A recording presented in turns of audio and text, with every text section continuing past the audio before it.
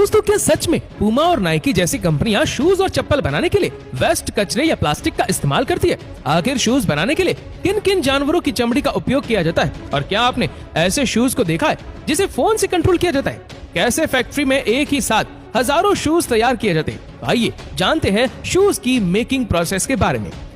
दोस्तों शूज बनाने की अमेजिंग प्रोसेस शुरू होती है रॉ मटेरियल से, जिसमें PVC compound, Rexin, less, stickers और कलर्स का इस्तेमाल किया जाता है। इसकी शुरुआत होती है इनसोल की कटिंग से। फैब्रिक के ऊपर डाई को रख करके प्रेस करके इंस्टॉल को कट किया जाता है। इसी तरह से शूज के अपर पार्ट को भी कट किया जाता है। कटिंग करने के बाद अपर पार्ट और इनसोल के ऊपर कंपनी की ब्रांडिंग और अलग अलग तरह की डिजाइन प्रिंट की जाती है, जिससे हमारा शूज और भी अच्छा लगे। दोस्तों प्रिंट होने के बाद अगली प्रोसेस है स्टिचिंग की।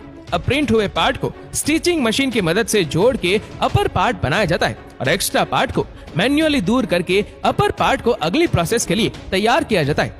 आप सोच रहे होंगे कि ये अपर पार्ट क्या होता है? देखिए, शूज के ऊपर के भाग को अपर पार्ट कहा जाता है। अब हमारा अपर पार्ट बनकर तैयार है।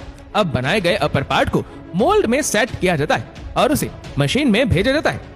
दोस्तों अब शूज के आउटसोल को बनाया जाता है। देखिए, इस मशीन में पीवीसी कंपाउंड को डालकर उसे पिघलाकर शूज के आउटसोल को बनाया जाता है।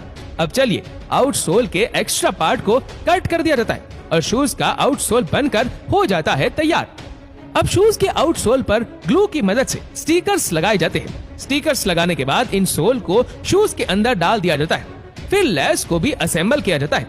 चलिए लेस लगाने के बाद शूज को अब चेक किया जाता है ताकि हमारे पास अच्छी क्वालिटी का शूज पहुंच सके।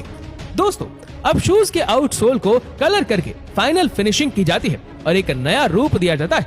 लेकिन आपके पास पहुंचाने के लिए शूज को बॉक्स में पैक किया जाता है।